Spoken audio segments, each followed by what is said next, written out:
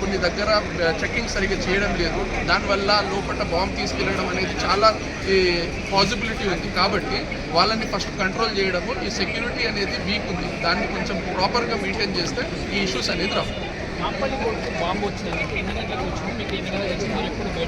సుమారు 11:30 నుంచి ఈ ఇష్యూ వస్తుంది. 4 టీమ్స్ ఆల్రెడీ తనిఖీలో ఉన్నారు. జడ్జెస్, లాయర్స్, క్లయింట్స్, ఎంప్లాయీస్ అందరూ బయటికి వచ్చేసారు. ఇప్పుడు అంతా తనిఖీలు జరుగుతుంది. ఇది 3 ఎకర్స్లో ఉంటుంది. అదేవిధంగా 22 కోర్ట్స్ ఉంటుందండి. ప్రతి ఒక్క జడ్జెస్ అంతా బయటకు వస్తున్నారు. మీరు చెప్పండి మేడం, అసలు ఈ బాంబుకి సంబంధించిన ఇన్ఫర్మేషన్ రావాలంటే మీరు అడుగులు చేస్తారు, ఏ విధంగా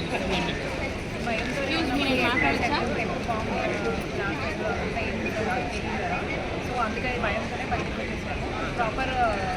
బాంబ్ స్క్వాడ్తో ప్రాపర్గా చెకింగ్ అవుతుంది. కానీ ఇంకొంచెం వాళ్ళు బాంబ్ స్క్వాడ్ వాళ్ళు ఇంకొంచెం ఎక్కువ మంది వచ్చి ఫాస్ట్గా చెకింగ్ చేస్తే కొంచెం బెటర్ ఉంటుంది. బాంబు స్క్వాడ్ రావడం